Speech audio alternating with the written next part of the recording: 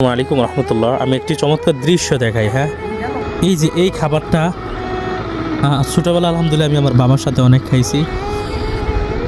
এই খাবারটা যে এত মজা, মানে এত ভালো লাগার একটা খাবার, যে বিলেতে কাজ করতে এসে এই যে যেখানে কিছু ভাই কাজ করতেছে, তো যখন বাড়ি থেকে খাবারটা আসে সকালে, এদিক দিয়ে চমৎকার রোদ আর সূর্যেরও রোদ খুব সুন্দর।